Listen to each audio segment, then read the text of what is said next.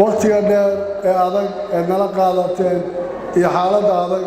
ee intii naasoo mas-uuliyiin maanta aad isugu timaadeen waxaan idin leeyahay waxaad qabateen shaqo adag laakiin waxaan leeyahay shukr cala alwaajib waxay idin saaraabaad qabateen waa idinka mahadcelinaynaa laakiin waa mid la isku wada leeyahay ku soo dhowaada dhulkiinnii iyo dadkiinnii oo idin sugayay cid waliba iyo munaasab kasta iyo magac kasta ay ku fadhido inta noo timid iyo kuwa naga maqanba iyo kuwa nagu fikirkaaba intaa haddaan ka gudbo dowlad goboleed Jubbaland waxay leedahay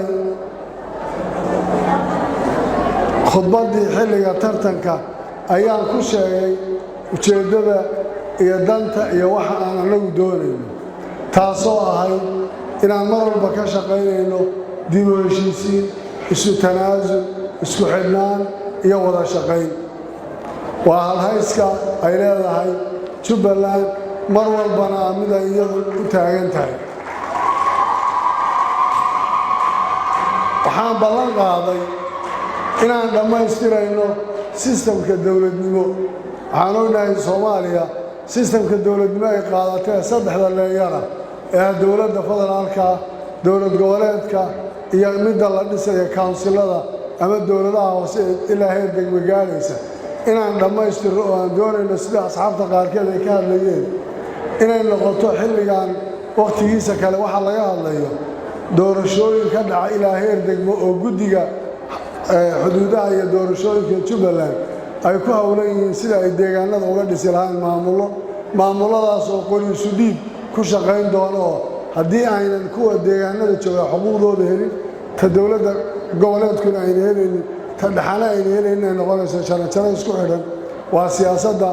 aan leenahay ee aan doonayo inaan xaqiijiyo sannadaha soo socda haddii ilaahay nala garab galo oo aan doonayno wejiga maanta aan ku jirno mid ka beddelan inaan gaari doono aanan codsanayo dadka reer Jubbaland inay nagu taageeraan nagu garab istaagaan idinkuna aad markhaati nooga noqotaan waxaa ka mida Jubbaland aasaaskeedii hore oo madaxweyne xasan sheekh maxamuud uu ahaa madaxweynaha jamhuuriyadda federaalka cabdikariinna uu ahaa wasiirka arrimaha gudaha waan garanaynaa intii aan soo maray iyo barosayskii iyo sidii lagu dhisay iyo dhibkii aan kala soo kulannay waxaan uga mahadcelinayaa qaabka loo dhisay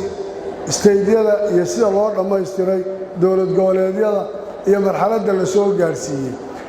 waxaa markaa aan xilligaa ku gaadhnay waxaad garanaysaan inay ahayd dib u heshiisiin dadkii oon isu keennay oo annagii iyo dowladdii jirtay xilligaa aan isla qaadannay 7 madaxweyne sheeganaysa iyo intaasoo isku calaamashatay iyo intaasoo la maray intii la isu tanaasulay in la isugu yimid oo la yidhi war Soomaali kugusan iyo walaalo waxay ku dhaantay ma jirtee aan si walaalnimaha wax ku raadino maantana waxaan leeyahay way ka yar tahay tii hore tanaa ka fudud markaan Jubbaland dhisay midda maanta aan ku jiraa ka fudud waayo taasi waxay ahayd fikir kala duwan oo dad badan oo kala duwan ay ku hadaaqayeen laakiin tan abtir bay leedahay iyo sumadda ay leedahay waa dowladda federaalka iyadaa la rabaa inay xalkeeda keento saaxiibada aan isaynana iyo waxa xilfi la tahay inay keento intaan isu nimaadno aan gobol ku wada fadhiisanno oon isu nimaadno oo dib u heshiisiin iyo wada hadal wax walba lagu dhammeeyo waxaan horey u ballan qaaday dowladda federaalka inaanan diidanayn dhibaato aanan ku haynin wada hadal iyo isafgarad iyo isafgarasho iyo heshiis iyo isu tanaasul inay tahay waxa dowladnimada Soomaaliya ay ku waxaysan tahay haddii siyaasadda la fiiriyo qof waliba waxa uu rabo dantiisu ma u hirgelayso qof walbana rabitaankiisa ma aha dowladnimadu waa waxa isku keen wadi kara isu keen hayn kara ina wada midayn karaya middaa in laga wada shaqeeyo sidaa daraaddeed aabbaha iyo wiilka qofka waajibka uu saaran yahay waa aabbaha ee garanaya wiilkiisan waxa ka maqan iyo ubadkiisu waxay tirsanayaan waxaan leeyahay markaa khalad kasta oo dhaca dowladda federaalka iyo mansilada abbay taagan tahay iyadaa laga rabaa inay sixitaan tanaasul wada hadal isu dhimrin ay la timaado waxyaalaha hadda dhaqamada qaarkood oo jirana waxaan Soomaaliya xal u ahayn oo calaacalku hadduu sii socdo uu sii xumaan karo waxaad garanaysaa burburkii dowladnimo ee Soomaaliya wixii sababay maanta qof kasta oo Soomaaliya joogay oo muddadii burburka joogay oo dhex joogay oo wixii waddanka ka dhacay ogaa oo waxa uu sahlan ay tahay Cabdiraxmaan Shakuur laba kooxood oo magaalada kuwa joogay kuwa kale raashin isu weydiinayay oo marxaladaha aan garanayn aan la soo maray oo aan xamar garanayna waxay soo martay qof kasta oo jooga oo dibadda ku maqnayna waddanka joogay wuxuu ka daqanayaa tallaabo kasta oo qalooc yar uu galo sidaa daraaddeed waxaan leeyahay madaxda Soomaalida waan idin jecelahay waan idin soo dhaweynaynaa madaxda iyadii baa tihiin waan idin ixtiraamaynaa mas-uuliyaddiina aan idinku dhowraynaa laakiin garta haddaydaan idinku ogeyna dadka dib u weydiiya waddankani waxa uu soo maray taariikhdiisu waxay ahayd waxa ka iman karaya ciribteedu meesha tegi doonto xaaladda siyaasadda waxaa lagu jiraa xilli adag oo ay jirto kala qaybsanaan iyo hardan siyaasadeed oo weyn laakiin waxaa hubaala in Soomaalidu ay isku khasban tahay kala maarmaynin isuuraynin ismuwarta tahay oo meel ayna kala tegaynin marnaba waxaad arkaysaa ninkii ka hadlayay ee gobolka Wajeer countiga Wajeer xogeenka ka ah inuu Soomaali yahay yaftakhir uu ku faanaya inuu Soomaali yahay waxa uu qabo waxa la ahaa sida ay ahayd buu dareemayaa xageed u malaynaysaa inaan inteena kale u sii kala tagayn calankan hadda lagu heesayay xidigta shanta geesi ma jarmal baa inoo sameeyey 1954 marka laga hadlayo oo calanka muuna ahayn British Somaliland iyo koonfurta Talyaaniga gumaysan jiray ma ahayn fikir kale iyo xulum kale jiray xilligaas waxa dadku ay intaa u soo marayeen wax kala duwan oo badan bay ahayd aan ilaahna hadda khasaare kale lama sheegi karo intaan u qaxnay baan ku badbaadnay haddaan isla burbur lahayn ma ka sii daraan lahayn laakiin riyada xilliga halkaa joogtay maanta annaguna ma sii kala tagayno meel kalena uma soconno haddii dowlad Soomaaliyeed oo saldhigto oo wanaagsan la helana dadka Soomaaliyeed way isu buusayaano maanta ninka jigjiga joogiyo gaaris joogiyo qof waloo Soomaali ka Jabuuti jooga Soomaalinimadu waa wax uu ku faanayo danqayso markuu dibadda joogo Soomaali ma tahay Itoobiya ma tahay waa sumad aan bedeli karin sidaa daraaddeed waxaa maanta inala hormar oo inala gudbo inaan ilaalino waxa inaga dhaxeeyo ilaahay baa Soomaali inaga dhigay isku dhaqan isku af waxa isu yimaada qowmiyado kala duwan oo intaas af iyo intaas luqadooda laakiin waxaan u baahanahay hogaamin inaan helo alqiyaada raashida Soomaaliya maanta hogaamin bay u baahan tahay wax kale u baahan tahay ma jirto aan ku dadaalnay in waqtiga adaga laga bixi doono Soomaaliduna ay xusuusan doonto maalin ay dhibta ay ku jirto iloobi doonto haddii Ilaahay waxaad ogaataan in waddankani dib u dhis badan u baahan yahay dowladnimo la yagleelo iyo waddankan in dib loo ururiyo inay tahay waxa maanta inoogu muhiimsan waxyaabaha u baahannahay in la sheego ama si degdeg wax looga qabto waxay tahay waxa koow bal in dowladnimadii Soomaaliya la ilaaliyo oo dowladii federaalka ahayd dowlad goboleedyadii siyaasiyiintii waxa ka dhaxeeya waa dastuurka in isagii laga shaqeeyo sidii la isugu midayn lahaa ee wax looga qaban lahaa haddii la helo waxaa la yidhaahdaa dadkan hadda boojiska iyo meelahan ka ugaarsada waxay yidhahdaan urkoolli baa ugaarsata macnaheedu waa maxay matalan markay ugaadhi doontaan hadday laba qof iskhilaafto hal eray isku khilaafto oo meesha ugu fog ay joogaan dib baa loo soo noqonaya oo maxaa la leeyahay ugaadhana ma helin cadoona wiina gelaya markaasa waxay dhahaan urkoolli baa ugaarsata dad isku niyad fiican baa ugaarsada haddii la helo markaa urkoolli niyad wanaagsan kii dowlad goboleedka ahaa kii siyaasiga hore ahaa kii xisbiga ahaa kii dowladda federaalka joogay aanu si niyad furnaano oo urkoolli aanu noqonno waan ugaarsan karnaa waddankeenna horumar buu gaari karaa wax walbaan samayn karnaa markaan intaas samayno waxaan ka shaqayn karnaa waxyaalo badanoo maanta ina hor yaalo ee marka hore aan muujinna niyad wanaag aan noqonna urkoolli maanta waxa nagu kala maqan anaga iyo dawladda federaalka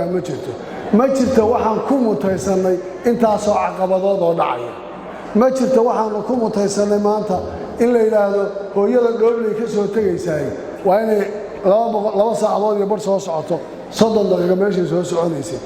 meeshay $50 ka bixisay $300 ka bixinayso oo wareegga inta la eegalayso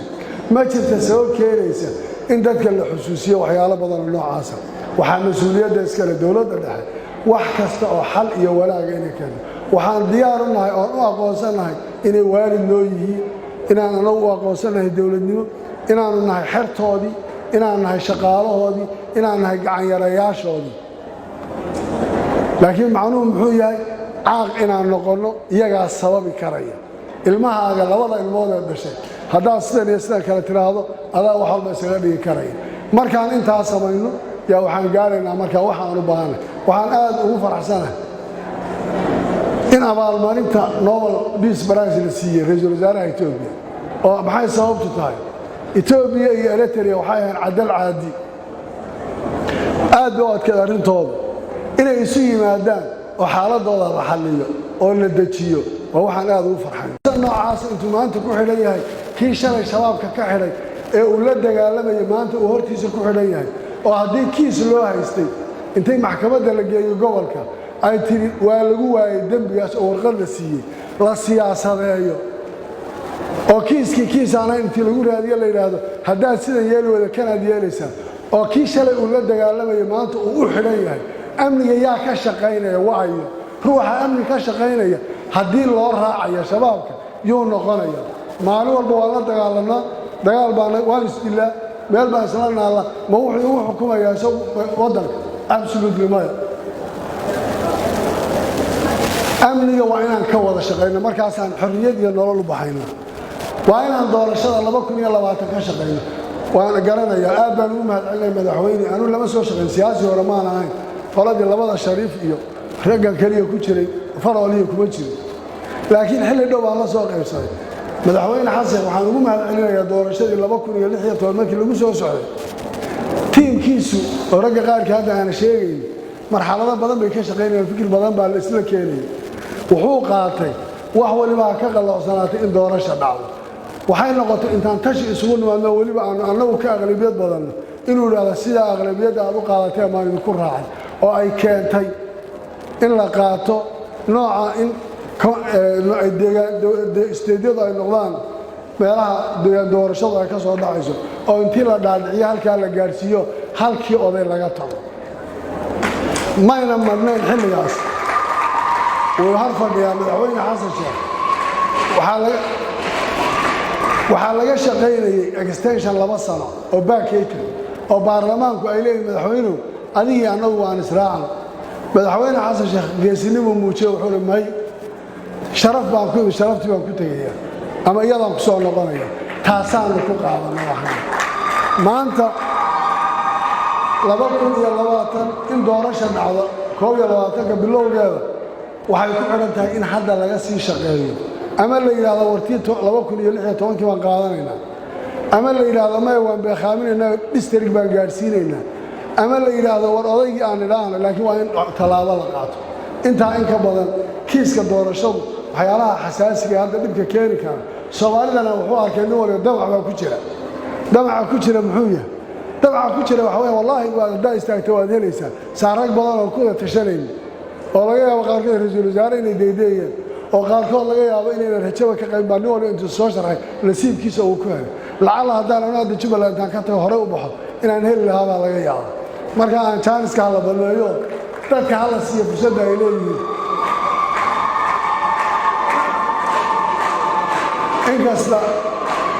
inkasta aan hore aan u sheegay inaan meeshaan u socdo siyaasadda inaan ku sii jiraan aan rabay raalli ah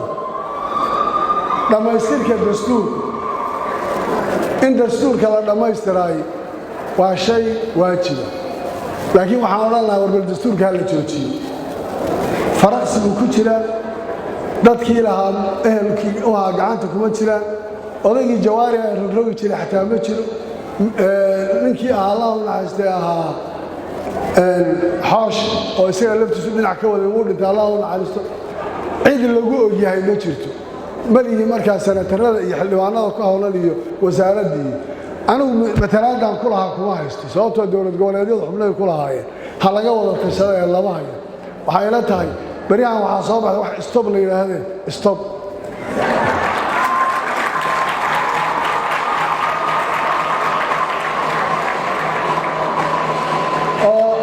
stop waxaanu leeyahay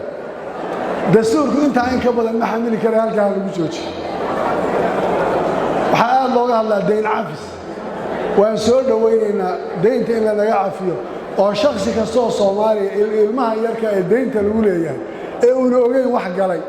aniga maanta axmed ahaan nin weyn baan ahay ilaa dowladdiio waxaan ahaa ardaydii kuleejooyinkii dowladda wax ku soo baratay cashuur lagu soo koriyey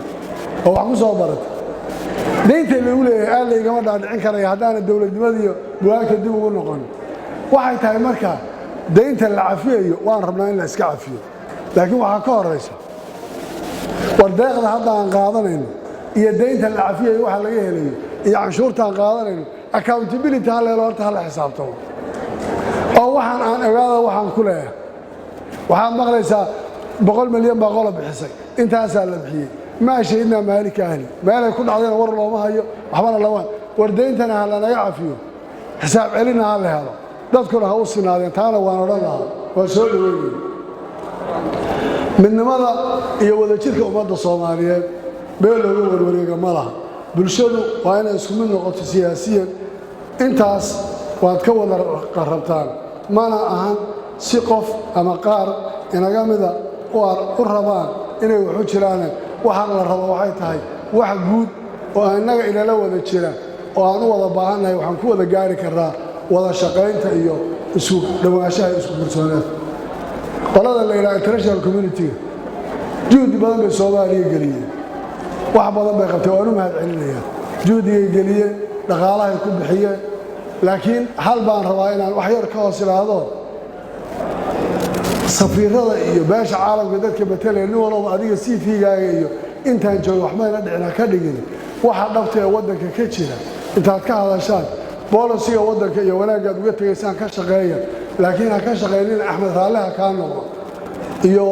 Hebel Raalaha ka noqdo kana ka noqdo waxa laga shaqeynaya ha noqoto wax noocaas laakiin guud ahaan waa uga mahad celinaynaa waliba talaabooyinka ay qaadaan iyo maanta siday u jiraan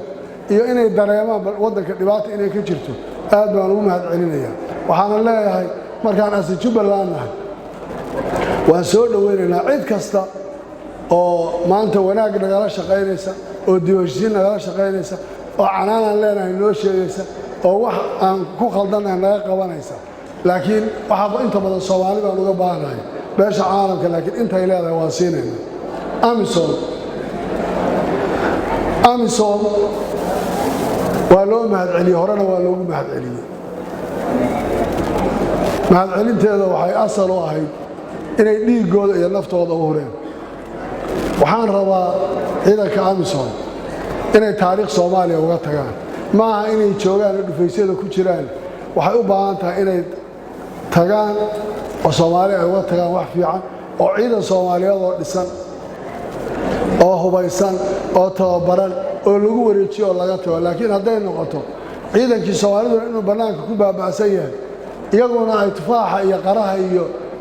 limbabelmada dibadda loo kala lacagna la qaato macna badan ma sameynayso legacy aad ka tagaysaa ma wax dhibaysay ciidan Soomaaliyeed anagana nagu canaanta waliba si culayska aanu dareerana waardiyayaasha badan ee meelo badan saaran ee ilaalinaysaan intaad ka gudubtaan isku tashada dhahaa anoo idin mahad celinaya haddana hawsha laga shaqeeyo midnimada shacabka Soomaaliyeed waxaan rabaa inaan mar labaad iyo mar saddexaad ku celiyo hal la xoojiyo waana muqaddas meel looga wareegana ma laha waxaa loo baahan yahay in si tixgelin leh iyo dulqaadasho leh iyo isu tanaasul leh aan uga wada shaqeyno wax kasta oo ummadeena isu geyn karaya waxaan rabnaa inaan difaacano wax kasta oo qadiyadaha dalkeena iyo dadkeena ay wax ku noqon karaan aan gacmaha isqabsano si aan u guulaysano dalka Soomaaliya ayaa Allah idinku wada abuuray meel aan kala aadnana ma laha iska daa Soomaaliya darisyada kale leena waxa la yiraahdaa dariskaaga aad uma samaysatid Ilaahay baa kuu sameeyay kuwa aan leenahay laftirkooda yaa waxay tahay inaan u baahannahay inaan garanno deriska aan nahay waxay noo yihiin waxaan rabay inaan u mahadceliyo oo salaantana ku daro waftigii ballaarnaa ee Kenya inooga yimid ee uu hogaaminayay majority leaderka Aadan Barre Ducaale ee uu ku jiray Yuusuf Xaaji oo inta badan ahaa mas'uuliyiin oo aan oran karo waxay waqtigooda u soo bixiyeen wax badan u soo qaateen inaan nagala qayb galaan culayska iyo waxa aan ku jiro oo idin cadeynay waxaan marar badan maqlayaa Jubbaland Kenya ku darsanaysaa iyo xagga u socotay waxyaalaha asaadiirta inta badan meelaha lagu riyoodo haltaa ka Soomaaliya kamid ah meel loogu ogol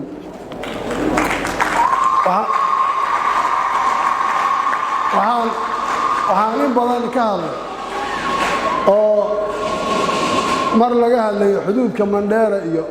xuduud laga wada hadlayo waxaan lahaa waraanta federal ma iska leh iyadoo hadda dhibka annaga uu nagu dhacayo yaa waxaan leenahay waa federal issue aniga malihi shaqadayda ma aha inaan Soomaali ku waxaynayno qaab u sameynayno iyaguna haltaa ka Soomaaliya looga socdaan wixii labada dawladood ka dhaxeeya wax iyaga ka dhaxeeya dawladaha ka wada hadlaya dariiqa ku wada hadlaya yaqaan taas mas'uuliyadeeda aniga ma aha waxaan ugu mahadcelinayaa wanaaga iyo ciidankooda waxay nala qabteen iyo kuwa kale AMSOM nala joogay intaba arrimaha amniga horaan uga soo hadlay waxaan rabaa inaan ku gunaanado Jubbaland waxaan intiinaan ka ballan qaadaya hortiina inaan ka shaqeyno isu keenis iyo nabad saaxiibadayda maqan aan si kasta ku raadin karo ku keeno aan midayno oo dadkaas iyo waxay tabanayaan aan ka jawaabo laakiin tabashada Soomaalida inaad dhageysato in wada mooye waxa adag inaad mar walba jawaabtooda aad bixiso laakiin intaan dadaali karo waan dadaalayna idinkana saan shalay idinku sheegay qof kasta wax tabanaya anu macsuumay qof macsuumina ma jireen qof walba wuxuu tabanaya waxa la sheeganayo in laga wada shaqeeyo Soomaaliya meesha ku socoto waxay ila tahay dib u heshiisiin iyo wada hadal iyo isafgarad baan ku baaqaynaa dawladda Soomaaliya waxaan ugu baaqaynaa madaxweynaha ra'iisul wasaaraha saaxiibkay abshir oo hadda wakiilka guddoonka baarlamaanka waan idin baahanahay madaxdeedii baa tihiin aan isa saxna noo imaada waxaan ku kala khaldanay aan isweydiino inagoo cidina dhexdhexaadin aan isu nimaadno